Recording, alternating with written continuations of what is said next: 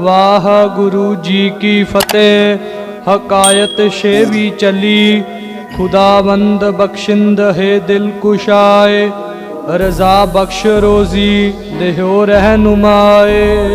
वाहिगुरु जी का खालसा, वाहिगुरु जी की फतेह। जुग हो जुग अटल, चबर छतर तख्त के मालिक सतगुरु। धन धन श्री गुरु ग्रंथ साहिब सच्चे पातशाह महाराज जी दी पावन हजूरी अंदर संध्या दे सजे दीवाना विच हाजरियां भर रही गुरु स्वरूप गुरु खालसा साध संगत जी। आप जी समूह संगतां वडभागी हो। नितां प्रत हाजरियां भर के दशमेश पिता सतगुरु धन श्री गुरु गोबिंद सिंह साहिब जी महाराज आप जी दी पावन पवित्र गुरबाणी श्री जफरनामे दी लड़ीवार कथा सरवण कर रहे हो। पंजवीं हकायत दी कल संपूर्णता कीती सी। छेवीं हकायत अज आरंभ हो रही है। आओ मन वृत्तियां एकाग्र करके सतगुरु सच्चे पातशाह महाराज जी दी पावन बाणी दी विचार सरवण करिए। मन दी एकाग्रता बनाउण वास्ते समूह गुरसिख संगतां प्रेम नाल जपना करो जी। सतनाम श्री वाहिगुरु साहिब जी। सतनाम श्री वाहिगुरु साहिब जीओ। वाहगुरु जी की फतेह। हकायत शेवी चली। महाराज कलगीधर जी छेवीं हकायत आरंभ करदियां अकाल पुरख वाहिगुरु दा मंगल करदे हन। एक जो वाहिद हस्ती अकाल पुरख परमेश्वर, उस वाहिगुरु दी अकाल पुरख दी ही लोक अर परलोक विच फतेह है। अकाल पुरख दा सरगुण रूप गुरु जो आश्चर्य रूप है, गुरु भी है परमेश्वर भी है और गुरु रूप भी आप है, चेला रूप भी आप है। वाहो वाहो गोबिंद सिंह आपे गुर चेला। आश्चर्य इस वास्ते है गुरु स्वरूप और चेले दा स्वरूप दोहें स्वरूप उसदे अपने ही ने। जिथे निर्गुण ते सरगुण दा स्वरूप गुरु आप है, उथे गुरु दा ते सिख दा स्वरूप भी वो आप ही है। महाराज सच्चे पातशाह ने खालसे पंथ नूं चमकौर दी गढ़ी विच गुरियाई दिती है। बाणी दे सिद्धांत नूं विचारीए ते पातशाह कहंदे विच संगत हर प्रभ वसै जी। आपे गुर चेला है आपे, आपे हर प्रभ जोज विडानी। गुरु भी आप है ते चेला रूप भी वो आप है। इस वास्ते वो आश्चर्य रूप है। वाहो वाहो गोबिंद सिंह आपे गुर चेला। गुरु भी आप ते चेला भी आप है। सो जिस गुरु की इतनी वड्डी वडियाई है, वो गुरु वाह आश्चर्य रूप है। और जिस जीव ने ऐसे वाहिगुरु नूं जपिया है, आराध्या है, उस जीव दी भी लोक अर परलोक विच फतेह हुंदी है। हकायत छेवीं चली जफरनामे दी। छेवीं हकायत जिहड़ी इथों आरंभ हुंदी है। खुदावंद बख्शिंद है दिल कुशाए। जो खुदावंद सारियां दा मालिक है, अकाल पुरख सब नूं बख्श दिल कुशाए। हर किसे दे दिल दे अंदर वो प्रसन्नता नूं पैदा करदा, दिल नूं खुश करदा है। रजा बख्श रोजी देहो रहनुमाए। अपने भाणे नूं ਵਰਤਾਉਂਦਾ है। जिथे रजा बख्श का अर्थ यह भी किया जाता है जो रोजगार देने वाला है। ਉਥੇ ਰਜਾ ਬਖਸ਼ ਦਾ ਪਾ ਹੁਕਮ ਬਖਸ਼ਿਸ਼ ਕਰਨ ਵਾਲਾ, ਰੋਜ਼ੀ ਦੇਹੋ ਸਭ ਨੂੰ ਰੋਜੀ ਰੋਟੀ ਦੇਣ ਵਾਲੇ, ਰਹਿਨੁਮਾਏ ਸਾਰਿਆਂ ਦੇ ਤੁਸੀਂ ਰਹਿਨੁਮਾ ਯਾਨੀ ਆਗੂ ਹੋ। ਤੁਮ ਦਾਤੇ ਠਾਕੁਰ ਪ੍ਰਤਪਾਲਕ ਨਾਇਕ ਖਸਮ ਹਮਾਰੇ, ਤੁਸੀਂ ਸਾਡੇ ਦਾਤੇ ਸਾਡੇ ਤੁਸੀਂ ਆਪ ਹੀ ਹੋ। ਰਹਿਨੁਮਾਏ ਉਹ ਸਭ ਦਾ ਆਗੂ ਬਣ ਕੇ ਸਭ ਨੂੰ ਰਾਹ ਵਿਖਾਉਂਦਾ ਹੈ, ਕਿਉਂਕਿ ਜੇ ਆਗੂ ਅੰਧਾ ਹੋਵੇ ਤੇ ਫਿਰ ਸਿੱਖ ਨੂੰ ਕਿੱਥੋਂ ਰਾਹ ਮਿਲ ਸਕਦਾ ਹੈ। ਭਾਈ ਸਾਹਿਬ ਭਾਈ ਗੁਰਦਾਸ ਸਾਹਿਬ ਜੀ ਕਹਿੰਦੇ ਨੇ, ਜੇ ਆਗੂ ਅੰਨਾ ਹੋਵੇ ਨਾ ਤੇ ਸੁਭਾਵਿਕ ਹੈ ਉਸ ਅੰਨੇ ਆਗੂ ਦੇ ਚੇਲੇ ਵੀ ਸਹੀ ਰਾਹ ਨਹੀਂ ਫੜ ਸਕਦੇ। ਜੇ ਆਗੂ ਸੁਜਾਖਾ ਹੋਵੇ ਤੇ ਉਹਦੇ ਚੇਲੇ ਉਹਦੇ ਸਹੀ ਰਾਹ ਫੜ ਲੈਂਦੇ ਨੇ। ਅੰਧਾ ਆਗੂ ਜੇ ਥੀਆ ਕਿ ਉਹ ਪਾਦਰ ਜਾਣੈ, ਜੇ ਆਗੂ ਅੰਧਾ ਹੋਵੇ ਤੇ ਉਹਦੇ ਚੇਲੇ ਰਸਤਾ ਕਦੇ ਨਹੀਂ ਜਾਣ ਸਕਦੇ। ਸੋ ਇਸ ਵਾਸਤੇ ਪਰਮੇਸ਼ਰ ਐਸਾ ਆਗੂ ਹੈ ਜੋ ਸੁਜਾਖਾ ਹੈ, ਔਰ ਸਤਿਗੁਰੂ ਸੱਚੇ ਪਾਤਸ਼ਾਹ ਜੀ ਕਿਰਪਾ ਕਰਕੇ ਆਪਣੇ ਸਿੱਖ ਦੀ ਰਹਿਨਮਾਈ ਕਰਦੇ ਹੋਏ ਇਹਨੂੰ ਸੱਚ ਦਾ ਰਾਹ ਵਿਖਾਉਂਦੇ ਹਨ। ਨਾ ਫੌਜੋ ਨਾ ਫਰਸ਼ੋ ਨਾ ਫਰਰੋ ਨਾ ਫੂਰ। ਮਹਾਰਾਜ ਕਹਿੰਦੇ, ਜੇ ਕਿਸੇ ਇਨਸਾਨ ਦੇ ਕੋਲ ਫੌਜਾਂ ਨਾ ਹੋਣ, ਨਾ ਫਰਸ਼ ਹੋਵੇ ਵਿਛਾਣ ਲਈ ਗਲੀਚੇ ਨਾ ਹੋਵਣ, ਨਾ ਫਰਰੋ ਕਹਿੰਦੇ ਪਦਾਰਥਾਂ ਨੂੰ, ਉਹਦੇ ਕੋਲ ਕਿਸੇ ਤਰ੍ਹਾਂ ਦਾ ਕੋਈ ਪਦਾਰਥ ਨਾ ਹੋਵੇ, ਨਾ ਫੂਰ, ਨਾ ਉਹਦੇ ਕੋਲ ਫੂਰ ਨਾਮ ਹੁੰਦਾ ਨਫਰ ਦਾ, ਨੌਕਰ ਚਾਕਰ ਦਾ, ਉਹਦੇ ਪਾਸ ਕਿਸੇ ਪ੍ਰਕਾਰ ਦਾ ਕੋਈ ਨੌਕਰ ਚਾਕਰ ਵੀ ਨਾ ਹੋਵੇ। ਖੁਦਾਵੰਦ ਬਖਸ਼ਿੰਦ ਹੈ ਜ਼ਾਹਰ ਜ਼ਹੂਰ, ਜਿਸ ਦਾ ਪ੍ਰਤਾਪ ਸੰਸਾਰ ਵਿੱਚ ਪ੍ਰਗਟ ਹੈ ਦਿੰਦਾ ਹੈ। ਜਫਰਨਾਮੇ ਦੇ ਪਹਿਲੇ ਬੋਲਾਂ ਵਿੱਚ ਹੀ ਆਪਾਂ ਸਰਵਣ ਕੀਤਾ ਹੈ, ਨਾ ਸਾਜ਼ੋ ਨਾ ਬਾਜ਼ੋ ਨਾ ਫੌਜੋ ਨਾ ਫਰਸ਼, ਖੁਦਾਵੰਦ ਬਖਸ਼ਿੰਦ ਹੈ ਉਹ ਐਸ਼ ਅਰਸ਼। ਜੇ ਕਿਸੇ ਕੋਲ ਕੋਈ ਸਾਜ਼ ਨਾ ਹੋਵੇ, ਬਾਜ ਘੋੜਾ ਨਾ ਹੋਵੇ, ਉਸ ਦੇ ਪਾਸ ਦੁਨੀਆ ਦੇ ਰਾਜ ਪਾਟ ਦਾ ਸਾਜੋ ਸਮਾਨ ਨਾ ਹੋਵੇ, ਭਾਵੇਂ ਗਲੀਚੇ ਨਾ ਹੋਵਣ, ਤਖਤ ਨਾ ਹੋਵੇ, ਪਰ ਉਹ ਖੁਦਾਵੰਦ ਇਹੋ ਜਿਹਾ ਰਹਿਮਤ ਕਰਨ ਵਾਲਾ ਜੇ ਚਾਹੇ ਉਸ ਮਨੁੱਖ ਨੂੰ ਸਵਰਗਾਂ ਦੇ ਸੁੱਖ ਬਖਸ਼ਿਸ਼ ਕਰ ਦਿੰਦਾ ਹੈ। ਤੋ ਜਿਹਦੇ ਪਾਸ ਕੁਝ ਵੀ ਨਾ ਹੋਵੇ, ਉਹਦੀ ਝੋਲੀ ਆਪਣੀ ਦੇ ਨਾਲ ਭਰ ਦਿੰਦਾ ਹੈ। ਖੁਦਾਬੰਦ ਬਖਸ਼ਿੰਦ ਹੈ ਜ਼ਾਹਰ ਜ਼ਹੂਰ, ਜਿਸ ਦਾ ਪ੍ਰਤਾਪ ਸਾਰਿਆਂ ਵਿੱਚ ਪ੍ਰਤੱਖ ਪ੍ਰਗਟ ਹੈ, ਉਹ ਖੁਦਾਬੰਦ ਸਭ ਨੂੰ ਬਖਸ਼ਿਸ਼ਾਂ ਕਰਨ ਵਾਲਾ ਹੈ। ਜੇ ਚਾਹੇ ਤੇ ਭਿਖਾਰੀਆਂ ਨੂੰ ਵੀ ਰਾਜਾ ਬਣਾ ਦਿੰਦਾ ਹੈ। ਹਕਾਇਤ ਸੁਣੀ ਦੇਮ ਦੁਖਤਰ ਵਜ਼ੀਰ। ਸਤਿਗੁਰੂ ਕਲਗੀਧਰ ਜੀ ਕਹਿੰਦੇ, ਇੱਕ ਹਕਾਇਤ, ਇੱਕ ਕਹਾਣੀ ਅਸੀਂ ਸੁਣੀ ਹੈ। ਦੁਖਤਰ ਵਜ਼ੀਰ, ਇੱਕ ਸਿਆਣਾ ਵਜ਼ੀਰ ਸੀ, ਉਹਦੀ ਬੇਟੀ ਜਿਹੜੀ ਬੜੀ ਸਿਆਣੀ ਸੀ, ਅਸੀਂ ਉਹਦੀ ਹਕਾਇਤ ਸੁਣੀ ਹੈ ਕਿ ਹੁਸਨਲ ਜਮਾਲਸਤ ਰੋਸ਼ਨ ਜ਼ਮੀਰ। ਮਹਾਰਾਜ ਜੀ ਕਹਿੰਦੇ, ਸਰੂਪ ਕਰਕੇ ਸੁੰਦਰ ਹੈ ਔਰ ਬੜੇ ਰੋਸ਼ਨ ਜ਼ਮੀਰ ਵਾਲੀ ਹੈ। ਵਜਾ ਕੈਸ ਰੋਸ਼ਾਹ ਰੂਮੀ ਕੁਲਾਹ। ਸਾਧ ਸੰਗਤ ਜੀ, ਇੱਕ ਬਾਦਸ਼ਾਹ ਜਿਹੜਾ ਕੈਸਰੋ ਚੱਕਰਵਰਤੀ ਬਾਦਸ਼ਾਹ ਸੀਗਾ, ਰੂਮੀ ਕੁਲਾਹ, ਉਹ ਆਪਣੇ ਸਿਰ ਦੇ ਉੱਪਰ ਰੋਮ ਦੀ ਕੁਲਾ ਟੋਪੀ ਨੂੰ ਕਹਿੰਦੇ, ਰੋਮ ਦੀ ਟੋਪੀ ਰੱਖਦਾ ਸੀ। ਦਰਖ ਸਿੰਧੇ ਚਮ ਚਮ ਸ਼ਮਸ਼ੋ ਚੋ ਰਖ ਸਿੰਧੇ ਮਾਹ। ਸਤਿਗੁਰੂ ਕਹਿੰਦੇ, ਜੈਸੇ ਆਕਾਸ਼ ਦੇ ਵਿੱਚ ਸੂਰਜ ਪ੍ਰਕਾਸ਼ ਵਾਲਾ ਚਮਕਦਾ ਹੈ, ਇਹ ਰਾਜਾ ਵੀ ਇਸੇ ਤਰ੍ਹਾਂ ਚਮਕਣ ਵਾਲਾ ਸੀ, ਯਾਨੀ ਕਿ ਬੜਾ ਉਹਦਾ ਤੇਜ ਪ੍ਰਤਾਪ ਸੀਗਾ।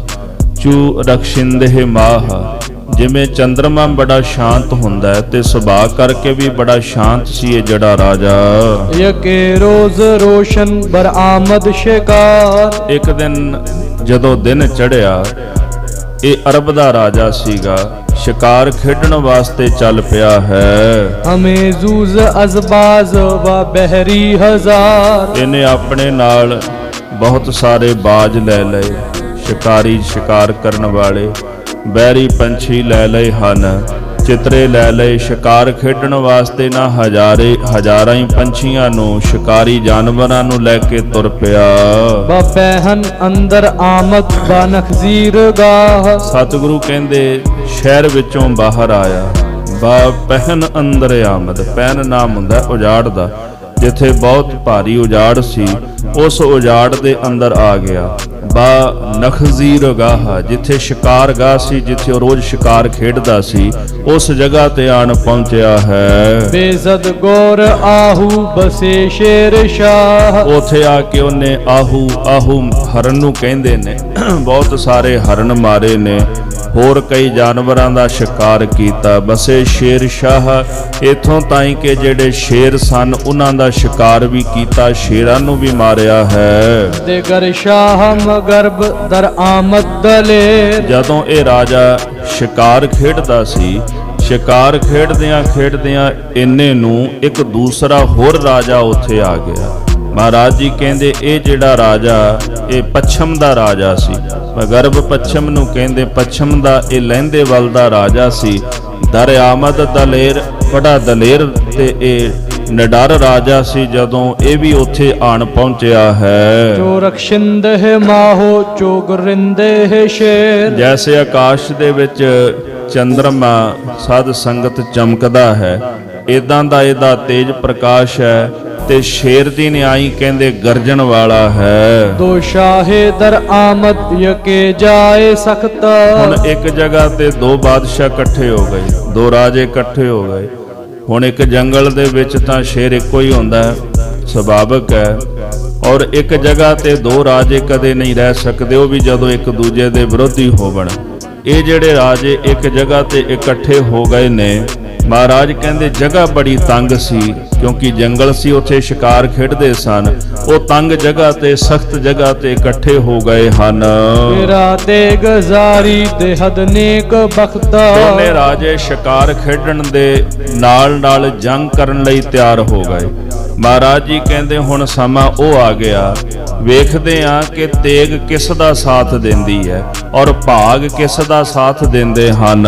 ਤੇਰਾ ਰੋਜ਼ ਇਕਬਾਲ ਜ਼ਾਰੀ ਦੇ ਹੱਦ, ਔਰ ਅੱਜ ਦਾ ਜਿਹੜਾ ਪ੍ਰਤਾਪ ਵਾਲਾ ਦਿਨ ਚੜਿਆ, ਇਹ ਜਿਹੜਾ ਦਿਨ ਕਿਸ ਦੀ ਮਦਦ ਕਰਦਾ ਹੈ। ਕਿ ਜਜ਼ਦਾ ਕਿਰਾ ਕਾਮਗਾਰੀ ਦੇ ਹੱਦ, ਇਸ ਜੰਗ ਦੇ ਅੰਦਰ ਅਕਾਲ ਪੁਰਖ ਪਰਮੇਸ਼ਰ ਉਹ ਖੁਦਾ ਕਿਸ ਦੀ ਮਦਦ ਕਰਦਾ, ਕਿਸ ਦੀ ਇੱਛਾ ਪੂਰਨ ਕਰਦਾ ਹੈ। ਉਹ ਜੰਬਸ਼ ਦਰ ਆਮਦ ਦੋ ਸ਼ਾਹੇ ਦਲੇ, ਬੜੇ ਜੋਸ਼ ਦੇ ਨਾਲ ਫੌਜਾਂ ਲੈ ਕੇ ਇਹ ਦੋਨੇ ਜਿਹੜੇ ਬਾਦਸ਼ਾਹ ਸਨ, ਬਾਦਸ਼ਾਹ ਕਹਿੰਦੇ ਜੰਗ ਕਰਨ ਲਈ ਦਲੇਰ ਬਣ ਕੇ ਆ ਗਏ ਹਨ।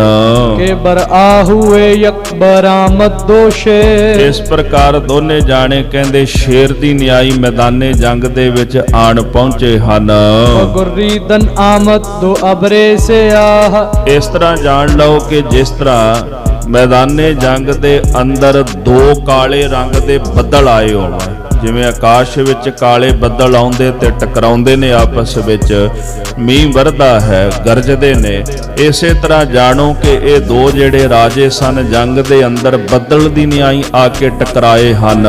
ਸੈਨਾ ਨੇ ਬਿਆਨ ਦਖਤ ਨੇਜ਼ੇ ਚੁਕਾ, ਸਤਿਗੁਰੂ ਕਹਿੰਦੇ ਹਨ ਕਿ ਜਿਵੇਂ ਘਾਹ ਦੀਆਂ ਪੁਲੀਆਂ ਬੰਨ ਕੇ ਸੁੱਟੀ ਦੀਆਂ ਨੇ, ਇਸੇ ਤਰ੍ਹਾਂ ਇਹਨਾਂ ਯੋਧਿਆਂ ਨੇ ਜਿਹੜੇ ਨੇਜੇ ਸਨ, ਨੇਜੇ ਦੇ ਫਲ ਇੱਕ ਦੂਜੇ ਉੱਪਰ ਸੁੱਟੇ। ਇਹਦਾ ਭਾਵ ਵੀ ਬਹੁਤ ਸਾਰੇ ਨੇਜੇ ਜਿਹੜੇ ਸਨ ਇੱਕ ਦੂਜੇ ਉੱਪਰ ਚਲਾਏ ਹਨ। ਸੁਨਾ ਤੀਰ ਬਾਰਾਨ ਪਰ ਰਾਸ਼ੁ ਹਦੈ, ਪਹਿਲਾਂ ਨੇਜਿਆਂ ਦੇ ਨਾਲ ਲੜਾਈ ਹੋਈ, ਉਸ ਤੋਂ ਬਾਅਦ ਇਹਨਾਂ ਨੇ ਫਿਰ ਉੱਡਣ ਵਾਲੇ ਜਿਹੜੇ ਤੀਰ ਹਨ ਉਹਨਾਂ ਤੀਰਾਂ ਦੀ ਵਰਖਾ ਕਰ ਦਿੱਤੀ ਹੈ। ਜ਼ਮੀਨ ਆਸਮਾਂ ਪੁਰ ਜੇਕਰ ਗਸ਼ੁਦੈ, ਤੀਰਾਂ ਨਾਲ ਬਰਛੀਆਂ ਦੇ ਨਾਲ ਜਦੋਂ ਯੋਧਿਆਂ ਦੇ ਸਰੀਰ ਧਰਤੀ ਤੇ ਡਿੱਗ ਪਏ, ਜ਼ਮੀਨ ਔਰ ਅਸਮਾਨ ਉਹਨਾਂ ਯੋਧਿਆਂ ਦੀਆਂ ਲੋਥਾਂ ਦਾ ਮਾਸ ਖਾਣ ਵਾਸਤੇ ਸਾਧ ਸੰਗਤ ਗਰਜਾਂ ਦੇ ਨਾਲ ਭਰ ਗਿਆ ਹੈ। ਚਕਾ ਚਾਕ ਬਰਖਾਸਤ ਨੋਕੇ ਸਿਨਾ, ਬਰਛੀਆਂ ਦੀਆਂ ਜਿਹੜੀਆਂ ਨੋਕਾਂ ਨੇ ਜਦੋਂ ਇੱਕ ਦੂਜੇ ਨਾਲ ਵੱਜਦੀਆਂ ਤੇ ਚਕਾ ਚੱਕ ਦੀ ਆਵਾਜ਼ ਆਉਂਦੀ ਹੈ। ਯਕੇ ਰੁਸਤ ਖੇਜ਼ ਅਜ਼ ਬਰਾਮਦ ਜਹਾਂ, ਅਨੇਕਾਂ ਹੀ ਜਿਹੜੇ ਯੋਧੇ ਸਨ ਸਾਧ ਸੰਗਤ ਜੀ ਮੈਦਾਨੇ ਜੰਗ ਵਿੱਚ ਜੂਝ ਰਹੇ ਨੇ ਤੇ ਸਾਰਾ ਜਿਹੜਾ ਜਹਾਨ ਹੈ ਸਤਿਗੁਰੂ ਕਹਿੰਦੇ ਉਹਦੇ ਵਿੱਚ ਜਾਣੋ ਵੀ ਪਰਲੋ ਹੀ ਆ ਗਈ। ਸਾਰਾ ਜਹਾਨ ਜਿਹੜਾ ਥਰ ਥਰ ਕੰਬਣ ਲੱਗ ਪਿਆ ਹੈ। ਜੋ ਸੂਰੇ ਸਰਾਫਿਲ ਦਮ ਮੇਜ਼ਦੈ, ਮਹਾਰਾਜ ਜੀ ਕਹਿੰਦੇ ਸਰਾਫੀਲ ਸੂਰੇ ਦੀ ਨਿਆਈ ਯੋਧੇ ਆਵਾਜ਼ਾਂ ਮਾਰਨ ਲੱਗੇ। ਜਿਹੜੇ ਕ੍ਰਿਸ਼ਨ ਮਤ ਵਾਲੇ ਨੇ, ਇਸਲਾਮੀ ਮਤ ਨੇ, ਇਹ 4 ਫਰਿਸ਼ਤੇ ਮੰਨਦੇ ਨੇ। 4 ਤਰ੍ਹਾਂ ਦੇ ਫਰਿਸ਼ਤੇ ਹੁੰਦੇ ਨੇ। ਇਹਨਾਂ ਵਿੱਚੋਂ ਇੱਕ ਫਰਿਸ਼ਤਾ ਜਿਹੜਾ ਉਹ ਸਰਾਫੀਲ ਮੰਨਿਆ ਜਾਂਦਾ ਹੈ। ਤੇ ਸਰਾਫੀਲ ਜਿਹੜਾ ਫਰਿਸ਼ਤਾ ਇਹ ਮੰਨਦੇ, ਇਹ ਕਿਆਮਤ ਦਾ ਫਰਿਸ਼ਤਾ ਮੰਨਦੇ ਨੇ ਵੀ ਜਦੋਂ ਕਿਆਮਤ ਦਾ ਸਮਾਂ ਆਉਣਾ ਹੈ ਤੇ ਇਹ ਸੁਰਾਫੀਲ ਨੇ ਤੁਰੀ ਵਜਾਉਣੀ ਹੈ। ਇਹਨੂੰ ਅਸਰਫੀਲ ਵੀ ਕਹਿੰਦੇ ਨੇ, ਦੂਜਾ ਨਾਂ ਇਹਦਾ ਅਸਰਫੀਲ ਵੀ ਹੈ। ਇੱਥੇ ਸਰਾਫੀਲ ਸ਼ਬਦ ਆਇਆ। ਇਹ ਆਪਣੀ ਤੁਰੀ ਵਜਾਉਂਦਾ ਹੈ, ਨਾਦ ਵਜਾਉਂਦਾ ਹੈ ਕਿਆਮਤ ਦੇ ਦਿਨਾਂ ਵਿੱਚ, ਜਦੋਂ ਮੰਨੋ ਵੀ ਦੁਨੀਆ ਖਤਮ ਹੋਣੀ ਹੈ। ਔਰ ਇਸਲਾਮ ਜਾਂ ਕ੍ਰਿਸਚਨ ਮਤ ਜਿਹੜਾ ਹੈ ਉਹ ਸਰੀਰ ਦਫਨਾਉਂਦੇ ਨੇ। ਕਹਿੰਦੇ ਜਦੋਂ ਸਰਾਫੀਲ ਉਹ ਤੁਰੀ ਵਜਾਉਂਦਾ ਹੈ ਤੇ ਕਬਰਾਂ ਵਿੱਚੋਂ ਮੁਰਦੇ ਉੱਠ ਖਲੋਂਦੇ ਨੇ। ਉਦੋਂ ਕਬਰਾਂ ਵਿੱਚੋਂ ਮੁਰਦੇ ਉੱਠ ਕੇ ਤੇ ਫਿਰ ਖੁਦਾ ਦੀ ਦਰਗਾਹ ਵਿੱਚ ਜਾਂਦੇ, ਉਹਨਾਂ ਦਾ ਲੇਖਾ ਹੁੰਦਾ।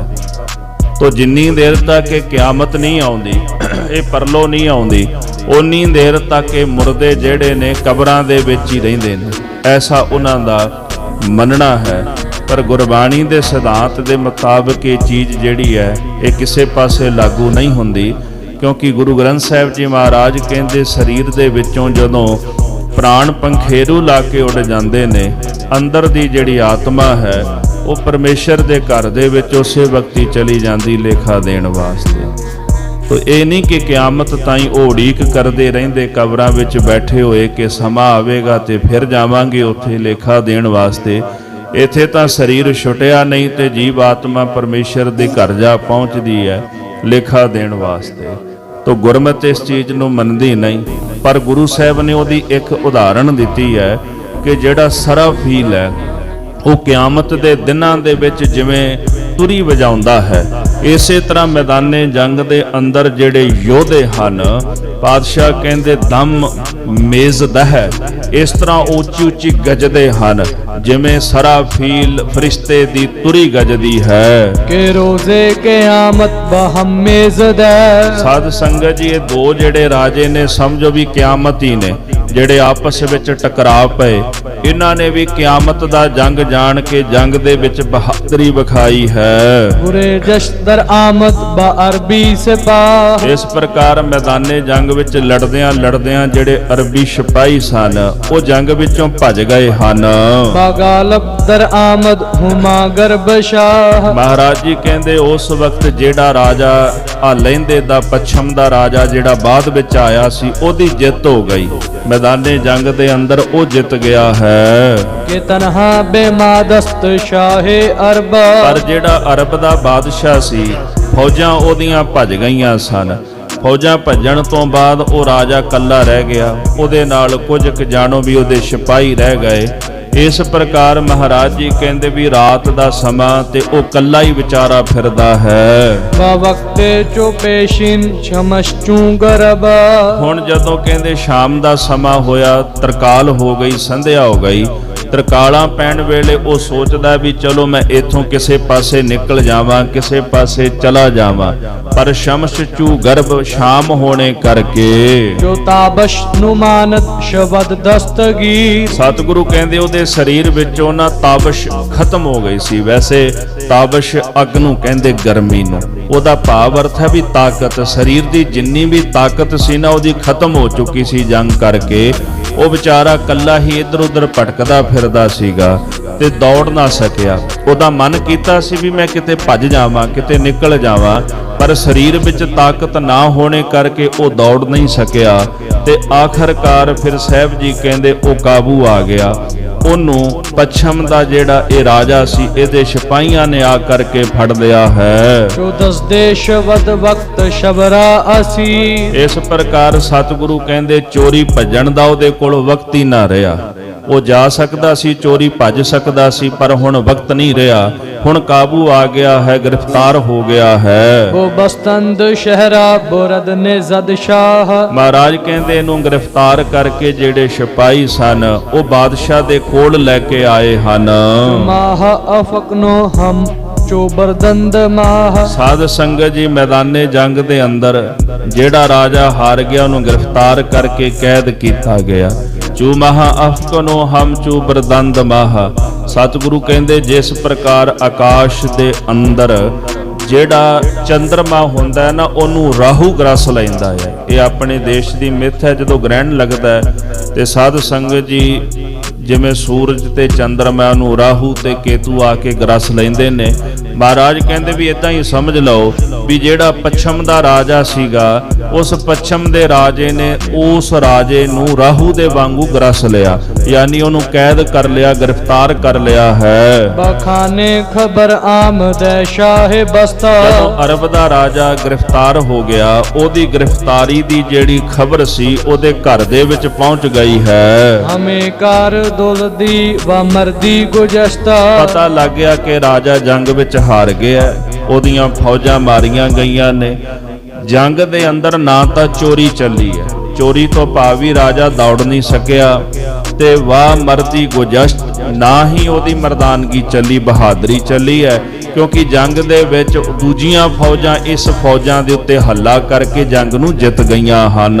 ਨਿਸਤੰਦ ਬ ਮਜਲਸ ਦੇ ਦਾਨਾਏ ਦਿਲ। ਇਸ ਰਾਜੇ ਦੇ ਜਿੰਨੇ ਵਜ਼ੀਰ ਸਨ ਉਹ ਇਕੱਠੇ ਹੋਏ, ਸਿਆਣੇ ਵਜ਼ੀਰਾਂ ਨੇ ਸਭਾ ਸਜਾਈ ਤੇ ਸਭਾ ਵਿੱਚ ਆ ਕੇ ਬਹਿ ਗਏ ਹਨ। ਸੁਖਨ ਰਾਦ ਪਿਨਹਾ ਵਜਾ ਸ਼ਾਹੇ ਖਿਜ਼ਲ। ਸਤਿਗੁਰੂ ਕਹਿੰਦੇ ਫਿਰ ਉਹ ਬੜੇ ਸ਼ਰਮਸ਼ਾਰ ਵੀ ਹੋਏ। ਸ਼ਰਮਸ਼ਾਰ ਹੋ ਕਰਕੇ ਉਹ ਆਪਸ ਵਿੱਚ ਵਿਚਾਰਾਂ ਕਰਨ ਲੱਗੇ, ਗੱਲਾਂ ਕਰਨ ਲੱਗੇ ਕਿ ਸਾਡਾ ਬਾਦਸ਼ਾਹ ਲਾਪਤਾ ਹੋ ਗਿਆ, ਗ੍ਰਿਫਤਾਰ ਹੋ ਗਿਆ, ਜੰਗ ਦੇ ਵਿੱਚ ਹਾਰ ਗਿਆ ਹੈ। ਤੇ ਸ਼ਰਮਿੰਦਗੀ ਇਸ ਗੱਲ ਦੀ ਹੈ ਸਾਡੇ ਲਈ ਕਿ ਅਸੀਂ ਆਪਣੇ ਬਾਦਸ਼ਾਹ ਨੂੰ ਛੁਡਾ ਨਹੀਂ ਸਕੇ, ਅਸੀਂ ਆਪਣੇ ਬਾਦਸ਼ਾਹ ਦੀ ਮਦਦ ਨਹੀਂ ਕਰ ਸਕੇ। ਤੂੰ ਬਿਸ਼ਨੀਦ ਈ ਖਬਰ ਦਖਤਰ ਵਜ਼ੀਰ। ਸਤਿਗੁਰੂ ਕਹਿੰਦੇ ਉਸ ਬਾਦਸ਼ਾਹ ਦਾ ਜਿਹੜਾ ਵਜ਼ੀਰ ਸੀਗਾ, ਉਹਦੀ ਬੇਟੀ ਨੇ ਇਹ ਜਿਹੜੀ ਖਬਰ ਸੁਣੀ ਹੈ। ਬਸਤੰਦ ਸ਼ਮਸ਼ੇਰ ਜੁਸਤੰਦ ਤੀਰ। ਉਹਨੇ ਉਸੇ ਵਕਤ ਆਪਣੀ ਤੇਗ ਜਿਹੜੀ ਸੀ ਉਹ ਕਮਰ ਦੇ ਨਾਲ ਬੰਨ ਲਈ ਤੇ ਚੰਗੇ ਚੰਗੇ ਤੀਰ ਜਿਹੜੇ ਚੁਣ ਕੇ ਲੱਭ ਲਏ, ਉਹ ਇਕੱਠੇ ਕਰਕੇ ਪੱਥੇ ਵਿੱਚ ਪਾ ਲਏ।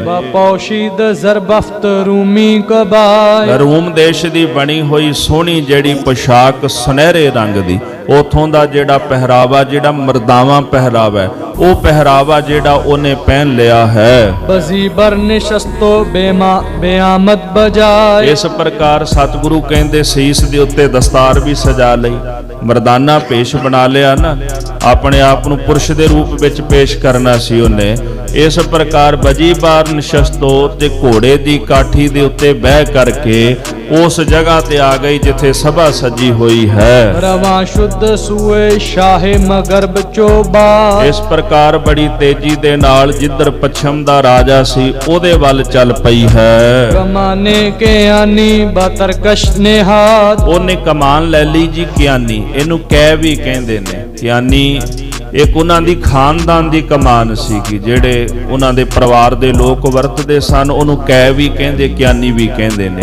ਤੋ ਕਿਆਨੀ ਕਿਸਮ ਦੀ ਜਿਹੜੀ ਕਮਾਨ ਸੀਗੀ ਉਹ ਲੈ ਲਈ ਤੇ ਤੀਰਾਂ ਵਾਲਾ ਜਿਹੜਾ ਪੱਥਾ ਸੀ ਉਹ ਲੱਕ ਦੇ ਨਾਲ ਬੰਨਿਆ ਹੋਇਆ ਹੈ। ਪੇਸ਼ੇਸ਼ ਹੈ ਮਗਰਬ ਆਮਦ ਦਲੇਰ। ਇਸ ਪ੍ਰਕਾਰ ਉਹ ਜਿਹੜੀ ਦਲੇਰ ਜਿਹੜੀ ਬੀਬੀ ਹੈ ਬੜੀ ਤੇਜ਼ੀ ਦੇ ਨਾਲ ਚਲਦੀ ਲਹਿੰਦੇ ਪਾਸੇ ਦਾ ਜਿਹੜਾ ਰਾਜਾ ਸੀ ਉਹਦੀ ਸਭਾ ਵਿੱਚ ਜਾ ਪਹੁੰਚੀ ਹੈ। ਜੋ ਗੁਰਿੰਦਾ ਹੈ ਬਬਰੋ ਚੋਦਰਿੰਦਾ ਹੈ ਸ਼ੇਰ। ਸਤਿਗੁਰੂ ਕਹਿੰਦੇ ਜਿਸ ਪ੍ਰਕਾਰ ਆਕਾਸ਼ ਦੇ ਵਿੱਚ ਬੱਦਲ ਗਰਜਦਾ ਹੈ ਔਰ ਜਿਸ ਪ੍ਰਕਾਰ ਕੋਈ ਦਰਿੰਦਾ ਖੰਖਾਰੂ ਸ਼ੇਰ ਗਰਜਦਾ ਹੈ, ਉਹਦੀ ਨਿਆਈ ਕਹਿੰਦੇ ਆ ਕਰਕੇ ਇਹ ਸਭਾ ਦੇ ਵਿੱਚ ਗਰਜੀ ਹੈ। ਦੁਆ ਕਰਦ ਕੇ ਏ ਸ਼ਾਹੇ ਆਜ਼ਾਦ ਬਖਤਾ। ਇਹਨੇ ਆਂਦਿਆਂ ਸਾਰ ਪਹਿਲਾਂ ਦੁਆ ਕਰਦ ਸਲਾਮ ਕੀਤੀ ਤੇ ਸਲਾਮ ਕਰਕੇ ਆਖਣ ਲੱਗੀ ਕਿ ਹੇ ਉੱਤਮ ਭਾਗਾਂ ਵਾਲੇ ਰਾਜੇ ਸੁਣਨਾ ਕਰ।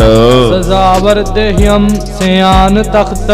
ਸਜ਼ਾਵਾਰ ਦਹੀਮ ਕਹਿੰਦੇ ਛਤਰ ਚੌਰ ਨੂੰ, ਤੂੰ ਇਹ ਛਤਰ ਤੇ ਚੌਰ ਦੇ ਲਾਇਕ ਹੈ, ਤੂੰ ਇਸ ਤਖਤ ਦੇ ਲਾਇਕ ਹੈ ਜਿਹਦੇ ਤੇ ਬੈਠਾ ਹੈ। ਮਰਾ ਕਾਹੀਆ ਆਮਦ ਅਜ਼ ਬਹਿਰ ਕਾਹ। ਅੱਜ ਨਾ ਮੇਰੇ ਕਾਈ ਇੱਥੇ ਆਏ ਸਨ। ਉਸ ਬੀਬੀ ਨੇ ਵਿਉਂਤ ਬਣਾਈ ਵੀ ਛਡਾਉਣਾ ਕਿਵੇਂ ਆ ਰਾਜੇ ਨੂੰ, ਉਹਦੀ ਸਿਆਣਪ ਦੇਖੋ। ਮਹਾਰਾਜ ਕਲਗੀਧਰ ਜੀ ਔਰੰਗਜ਼ੇਬ ਨੂੰ ਆਖਣ ਲੱਗੇ ਵੀ ਦੇਖ ਤੇਰੇ ਨਾਲੋਂ ਤਾਂ ਉਹ ਵਿਚਾਰੀ ਲੜਕੀ ਚੰਗੀ ਸੀ ਜਿਹਨੇ ਸਿਆਣਪ ਵਰਤ ਕੇ ਆਪਣਾ ਰਾਜ ਭਾਗ ਤਾਂ ਬਚਾ ਲਿਆ, ਆਪਣਾ ਰਾਜਾ ਤਾਂ ਬਚਾ ਲਿਆ। ਇੱਕ ਤੂੰ ਝੂਠਾ ਇਨਸਾਨ ਹੈ ਜਿਨੇ ਝੂਠ ਦੇ ਵਿੱਚ ਆਪਣਾ ਰਾਜ ਭਾਗ ਦੇਸ਼ ਸਭ ਨਸ਼ਟ ਕਰ ਦਿੱਤਾ ਹੈ। ਗੁਰੂ ਸਾਹਿਬ ਜੀ ਫਰਮਾਨ ਕਰਦੇ ਹਨ, ਮਰਾ ਕਾਹੀਆ ਆਮਦ ਅਜ਼ ਬਹਿਰ ਕਾਹ। ਉਹਨੇ ਆਖਿਆ ਮੇਰੇ ਘਾਈ ਆਏ ਨੇ ਇੱਥੇ। ਘਾਈ ਜਿਹੜੇ ਘਾਹ ਵੱਢਣ ਵਾਲੇ ਨਾ, ਘੋੜਿਆਂ ਨੂੰ ਘਾਹ ਪੱਠਾ ਪਾਉਂਦੇ ਨੇ, ਉਹ ਘਾਹ ਲੈਣ ਵਾਸਤੇ ਨਾ ਅੱਜ ਬਾਹਰ ਆਏ ਸਨ। ਦੋ ਸੇ ਸਦ ਸਵਾਰੋ ਯਕ ਅਸ ਸ਼ਕਲ ਸ਼ਾਹੇ। ਕਰੀਬਨ 200-300 ਉਹ ਸਵਾਰ ਸਨ, ਘੋੜ ਸਵਾਰ, ਤੇ ਉਹਨਾਂ ਵਿੱਚ ਯਕ ਅਜ਼ ਸਕਲ ਸ਼ਾਹੇ, ਉਹਨਾਂ ਵਿੱਚ ਇੱਕ ਇਦਾਂ ਦਾ ਸੀ ਜਿਹਦੀ ਸ਼ਕਲ ਨਾ ਬਾਦਸ਼ਾਹ ਵਰਗੀ ਲੱਗਦੀ ਹੈ, ਪਰ ਹੈ ਇਹ ਸਾਰੇ ਘਾਹੀ, ਘਾਹ ਵੱਢਣ ਵਾਲੇ ਹਨ। ਕਿ ਬਿਹਤਰ ਹੁਮਾਨਸਤ ਆਰਾਬੀ ਦੇ। ਤੋ ਤੁਹਾਡੇ ਲਈ ਬਿਹਤਰ ਇਹੀ ਗੱਲ ਹੈ ਕਿ ਸਾਡੇ ਜਿਹੜੇ ਘਾਹੀ ਨੇ ਉਹ ਸਾਡੇ ਹਵਾਲੇ ਕਰ ਦਿੱਤੇ ਜਾਣ। ਵਗਰ ਨੇ ਖੁਦਸ਼ ਮੌਤ ਬਰਸਰ ਵੀ ਨੇ। ਬਾਦਸ਼ਾਹ ਜੇ ਤੂੰ ਸਾਡੇ ਘਾਹੀ ਸਾਡੇ ਹਵਾਲੇ ਨਹੀਂ ਕਰਦਾ, ਫਿਰ ਤੂੰ ਮੌਤ ਆਪਣੇ ਸਿਰ ਦੇ ਉੱਪਰ ਕਬੂਲ ਕਰ ਲੈ। ਸੁਨੀ ਦੇ ਜ਼ੇ ਮਨਸ਼ਾਹੇ ਗਰੀ ਸੁਖਨ। ਸਤਿਗੁਰੂ ਕਹਿੰਦੇ ਜਦੋਂ ਉਸ ਬਾਦਸ਼ਾਹ ਨੇ ਆਪਣੇ ਕੰਨਾਂ ਦੁਆਰਾ ਇਹ ਉਸ ਲੜਕੀ ਦੀ ਗੱਲ ਸੁਣੀ ਹੈ, ਹੁਮਾਨਾ ਤੁਰਾ ਬੇਖ ਬਰਕੰਦ ਬੁਨ। ਸਤਿਗੁਰੂ ਸੱਚੇ ਪਾਤਸ਼ਾਹ ਜੀ ਕਹਿੰਦੇ ਉਸ ਵਕਤ ਉਹ ਹੈਰਾਨ ਹੋ ਗਿਆ ਹੈ।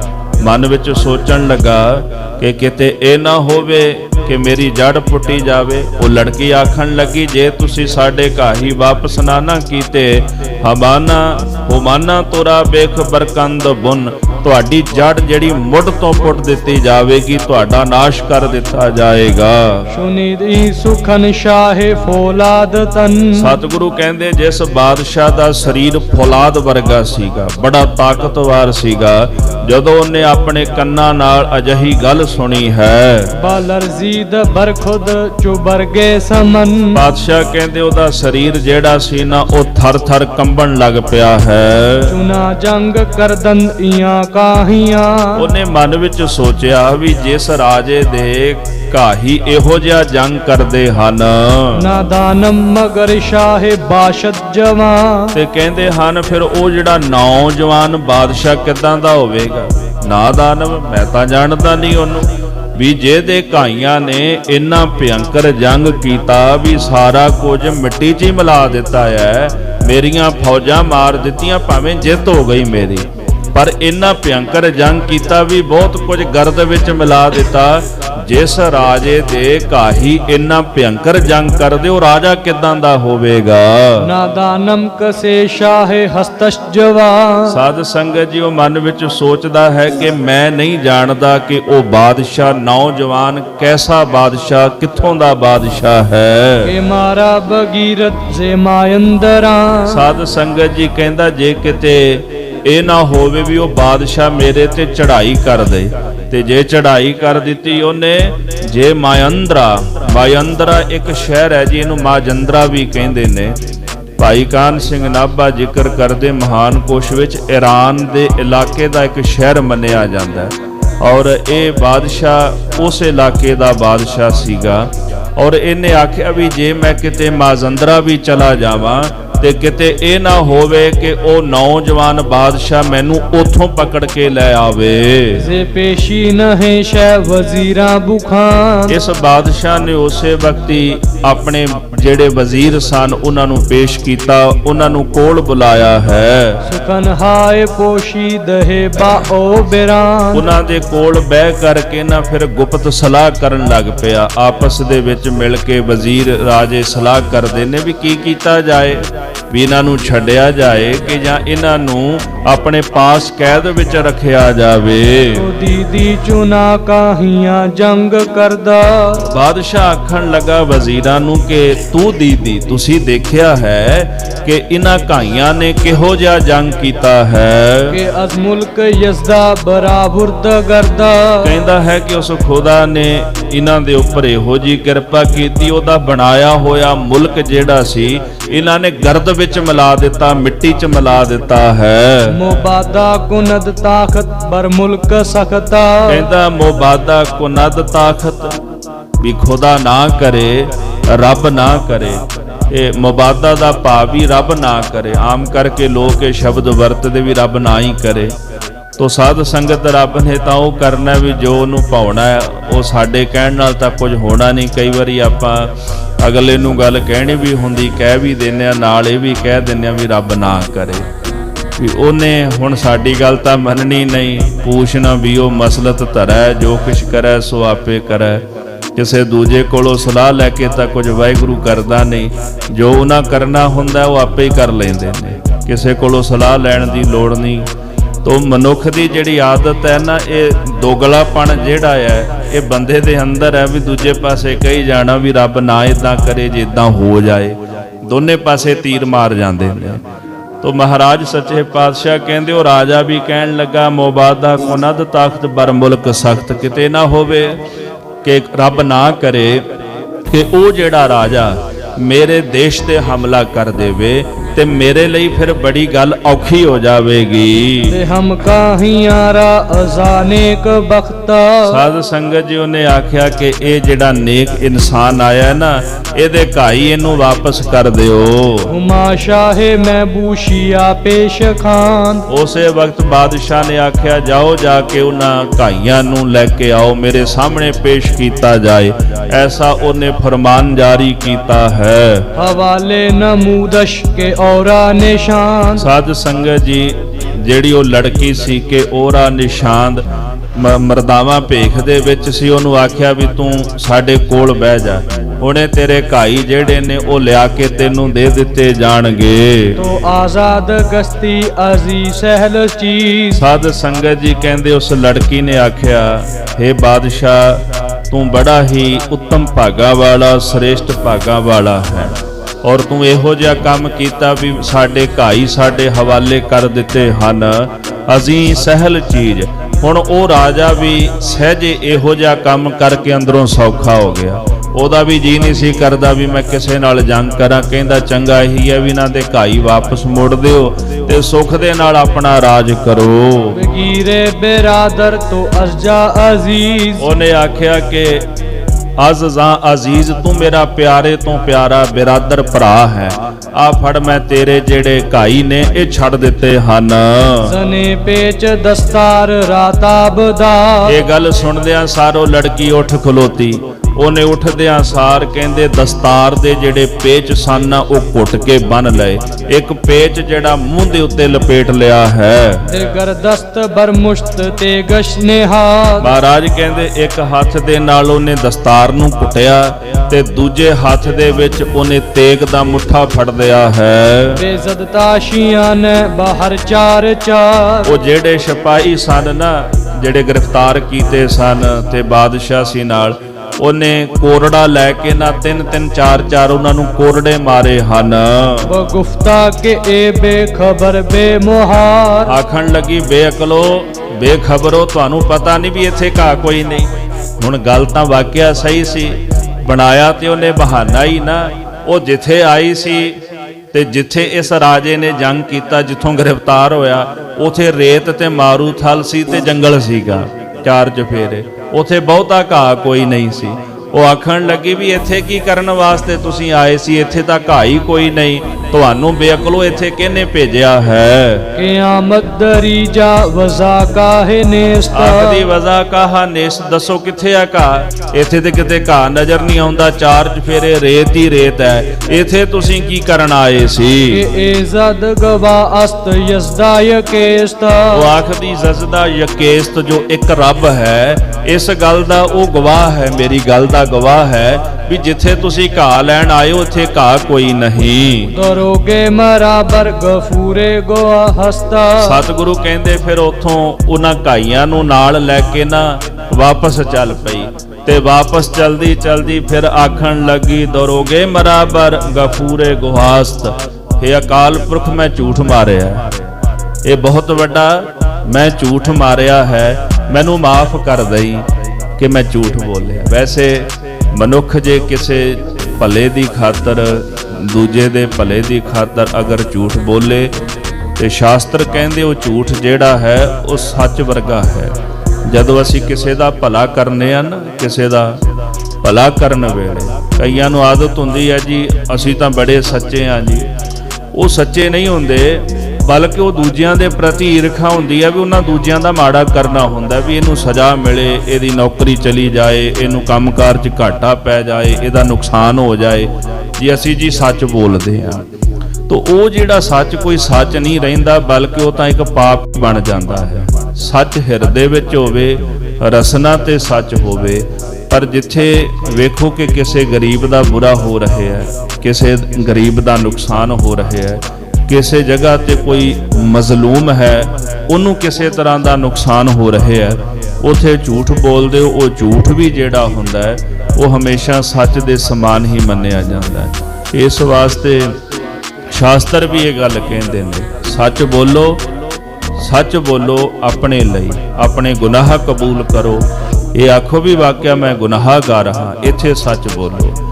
ਅਗਰ ਤੁਹਾਡੇ ਸੱਚ ਬੋਲਣ ਦੇ ਨਾਲ ਕਿਸੇ ਦਾ ਭਲਾ ਹੁੰਦਾ ਤੇ ਸੱਚ ਬੋਲੋ, ਅਗਰ ਤੁਹਾਡੇ ਝੂਠ ਬੋਲਣ ਦੇ ਨਾਲ ਕਿਸੇ ਦਾ ਭਲਾ ਹੁੰਦਾ ਤੇ ਝੂਠ ਬੋਲਦੇ ਹੋ, ਕਿਉਂਕਿ ਤੁਸੀਂ ਉਥੇ ਆਪਣੇ ਲਈ ਝੂਠ ਨਹੀਂ ਮਾਰ ਰਹੇ, ਬਲਕਿ ਦੂਜੇ ਦੇ ਭਲੇ ਵਾਸਤੇ ਝੂਠ ਮਾਰ ਰਹੇ ਹੋ। ਉਥੇ ਉਹ ਬੋਲਿਆ ਹੋਇਆ ਝੂਠ ਵੀ ਹਮੇਸ਼ਾ ਸੱਚ ਦੇ ਸਮਾਨ ਹੀ ਮੰਨਿਆ ਜਾਂਦਾ ਹੈ। ਝੂਠ ਮਿੱਤਰ ਵੀ ਹੈ, ਝੂਠ ਦੁਸ਼ਮਣ ਵੀ ਹੈ। ਆਪਣੀ ਖਾਤਰ, ਬੇਈਮਾਨੀ ਖਾਤਰ, ਠੱਗੀ ਖਾਤਰ ਮਨੁੱਖ ਕਦੇ ਝੂਠ ਨਾ ਮਾਰੇ, ਕਦੇ ਵੀ ਝੂਠ ਨਾ ਬੋਲੇ, ਪਰ ਦੂਜੇ ਦੇ ਭਲੇ ਦੀ ਖਾਤਰ। ਫਿਰ ਮੈਂ ਬੇਨਤੀ ਕਰਾਂ ਵੀ ਜਿੱਥੇ ਮਜ਼ਲੂਮ ਨੁਕਸਾਨ ਹੋ ਰਿਹਾ ਕਿਸੇ ਗਰੀਬ ਦਾ, ਉਥੇ ਝੂਠ ਬੋਲੋ, ਉਥੇ ਉਹ ਬੋਲਿਆ ਹੋਇਆ ਝੂਠ ਵੀ ਸੱਚ ਦੇ ਸਮਾਨ ਹੁੰਦਾ ਹੈ। ਉਹ ਜਿਹੜੀ ਲੜਕੀ ਸੀ, ਉਹਨੇ ਜਦੋਂ ਉਹ ਰਾਜੇ ਨੂੰ ਛੁਡਾ ਲਿਆ, ਸਿਪਾਹੀ ਲਈ ਵਾਪਸ ਤੁਰ ਕੇ ਕਹਿੰਦੀ ਹੈ ਕਿ ਹੇ ਦਰੋਗੇ ਮਹਾਰਾਜ, ਮੈਂ ਝੂਠ ਬੋਲਿਆ ਹੈ, ਕਿਰਪਾ ਕਰੀ ਮੇਰਾ ਬੋਲਿਆ ਹੋਇਆ ਝੂਠ ਮੈਨੂੰ ਬਖਸ਼ ਦੇਈ। ਮੈਂ ਇਹ ਪਾਪ ਕੀਤਾ ਹੈ ਪਰ ਕਿਸੇ ਦੇ ਭਲੇ ਵਾਸਤੇ ਕੀਤਾ ਹੈ। ਬਗੋਇਤ ਕੇ ਮਾਰਾ ਪਨਾਹੇ ਖੁਦਾਸਤ, ਬੇਗੋਇਤ ਆਖਣ ਲੱਗੀ ਕਿ ਮਾਰਾ ਪਨਾਹੇ ਖੁਦਾਸਤ, ਜਿਹੜਾ ਖੁਦਾ ਹੈ ਉਹੀ ਮੈਨੂੰ ਆਸਰਾ ਦੇਣ ਵਾਲਾ ਹੈ, ਉਹਨੇ ਮੈਨੂੰ ਆਸਰਾ ਦੇਣਾ ਹੈ। ਭਾਵੇਂ ਮੈਂ ਝੂਠ ਬੋਲਿਆ ਹੈ, ਭਾਵੇਂ ਸੱਚ ਬੋਲਿਆ ਹੈ, ਭਲਾ ਕੀਤਾ ਹੈ ਚਾਹੇ ਮੈਂ ਮਾੜਾ ਕੀਤਾ ਹੈ, ਮੇਰਾ ਖੁਦਾ ਹੈ, ਉਹ ਵੇਖਦਾ ਮੈਨੂੰ, ਉਹਦਾ ਹੀ ਆਸਰਾ ਹੈ, ਮੈਨੂੰ ਉਹਦੀ ਹੀ ਪਨਾਹ ਹੈ। ਰਿਹਾਈ ਦੇ ਹਦ ਖੁਦ ਖੁਦਾਵੰਦ ਤਖਤਾ। ਇਸ ਪ੍ਰਕਾਰ ਸਤਿਗੁਰੂ ਕਹਿੰਦੇ ਉਹਨੇ ਜਿਹੜਾ ਅਰਬ ਦੇਸ਼ ਦੇ ਤਖਤ ਦਾ ਮਾਲਕ ਸੀਗਾ, ਉਹਨੂੰ ਰਿਹਾਈ ਦਵਾ ਦਿੱਤੀ, ਉਥੋਂ ਆਜ਼ਾਦ ਕਰਾ ਲਿਆ ਹੈ। ਵਿਦਾ ਗਸ਼ਤ ਜੋ ਮੰਜ਼ਲੋ ਜਾਏ ਸਕਤਾ। ਇਸ ਪ੍ਰਕਾਰ ਉਥੋਂ ਵਿਦਾ ਹੋ ਕਰਕੇ ਜਿਹੜੀ ਸਖਤ ਜਗ੍ਹਾ ਸੀ ਜਿੱਥੇ ਉਹ ਲੜਕੀ ਆਈ ਸੀ, ਉਥੋਂ ਉਹ ਵਾਪਸ ਚੱਲ ਪਈ ਤੇ ਸਾਧ ਸੰਗਤ ਆਪਣੇ ਦੇਸ਼ ਅਰਬ ਜਾ ਪਹੁੰਚੀ ਹੈ। ਉਹਨੇ ਆਪਣੀ ਸਿਆਣਪ ਦੇ ਨਾਲ, ਸੋਝੀ ਦੇ ਨਾਲ, ਉਥੋਂ ਦਾ ਬਾਦਸ਼ਾਹ ਜੋ ਜੰਗ ਕਰਕੇ ਵੀ ਉਸ ਦੇਸ਼ ਨੂੰ ਨਹੀਂ ਜਿੱਤ ਸਕਿਆ, ਮਹਾਰਾਜ ਕਹਿੰਦੇ ਉਸ ਨੇ ਆਪਣੀ ਸਿਆਣਪ ਦੇ ਨਾਲ ਉਹ ਰਾਜਾ ਰਿਹਾ ਕਰਾ ਲਿਆ ਹੈ। ਵਿਦਹੇ ਸਾਗੀਆ ਸਾਗਰੇ ਸਬਜ ਪਾਨ। ਗੁਰੂ ਗੋਬਿੰਦ ਸਿੰਘ ਜੀ ਮਹਾਰਾਜ ਸੱਚੇ ਪਾਤਸ਼ਾਹ ਕਹਿੰਦੇ, ਹੈ ਔਰੰਗਜ਼ੇਬ ਦੇਖ, ਤੇਰੇ ਨਾਲੋਂ ਤਾਂ ਉਹ ਲੜਕੀ ਚੰਗੀ ਸੀ। ਝੂਠ ਤਾਂ ਉਹਨੇ ਵੀ ਮਾਰਿਆ ਪਰ ਕਿਸੇ ਦੇ ਭਲੇ ਵਾਸਤੇ, ਪਰ ਜਿਹੜਾ ਝੂਠ ਤੂੰ ਮਾਰਿਆ, ਝੂਠੀਆਂ ਕਸਮਾਂ ਚੁੱਕ ਕੇ ਮੁੜ ਕੇ ਪਿੱਠ ਤੇ ਵਾਰ ਕੀਤਾ, ਤੇਰੇ ਤੋਂ ਚਲਾਕ ਔਰ ਮਕਾਰ ਝੂਠਾ ਮਨੁੱਖ ਕੋਈ ਨਹੀਂ ਹੋ ਸਕਦਾ। ਜੇ ਤੇਰੇ ਮਨ 'ਚ ਭੁਲੇਖਾ ਹੋਵੇ ਕਿ ਤੂੰ ਧਰਮੀ ਹੈ, ਮਹਾਰਾਜ ਕਹਿੰਦੇ ਨਹੀਂ, ਤੂੰ ਸਭ ਤੋਂ ਵੱਡਾ ਅਧਰਮੀ ਹੈ। ਕਿਸੇ ਦੂਸਰੇ ਦਾ ਨੁਕਸਾਨ ਕਰਨ ਵਾਸਤੇ ਤੂੰ ਕੁਰਾਨ ਦੀ, ਧਰਮ ਦੀ ਸਹੁੰ ਖਾਧੀ ਹੈ, ਦਰਗਾਹ ਵਿੱਚ ਤੈਨੂੰ ਖੁਦਾ ਦੇ ਜਗ੍ਹਾ ਨਹੀਂ ਮਿਲੇਗੀ। ਤੋ ਮਹਾਰਾਜ ਹੁਣ ਅਰਦਾਸ ਕਰਦੇ ਹਨ, ਬਦੇਹ ਸਾਕੀਆ ਸਾਗਰੇ ਸਬਜ਼ ਪਾਨ। ਹੇ ਅਕਾਲ ਪੁਰਖ ਵਾਹਿਗੁਰੂ, ਮੈਨੂੰ ਦਇਆ ਕਰਕੇ ਨਾਮ ਦਾ ਪਿਆਲਾ ਬਖਸ਼ਿਸ਼ ਕਰ ਦਿਓ। ਕਿ ਸਾਹਿਬ ਸ਼ੋਰਸਤ ਜਾਹਰ ਜਹਾਨ। ਜਿਹੜਾ ਵਾਹਿਗੁਰੂ ਹੈ ਸ਼ਊਰ ਕਹਿੰਦੇ ਬੁੱਧੀ ਨੂੰ, ਉਹ ਬੁੱਧੀ ਦਾ ਮਾਲਕ ਹੈ, ਸਭ ਨੂੰ ਸਿਆਣਪ ਵੰਡਣ ਵਾਲਾ, ਸਿਆਣਪ ਦੇਣ ਵਾਲਾ ਹੈ। ਇਸੇ ਵਾਸਤੇ ਤਾਂ ਰੱਬ ਦੇ ਘਰ ਵਿੱਚ ਸਿਆਣਪ ਨਹੀਂ ਨਾ ਚੱਲਦੀ। ਸਾਡੀਆਂ ਸਾਰੀਆਂ ਸਿਆਣਪਾਂ ਚੁਤਰਾਈਆਂ ਪਰਮੇਸ਼ਰ ਦੇ ਘਰ ਵਿੱਚ ਫੇਲ ਹੋ ਜਾਂਦੀਆਂ ਨੇ।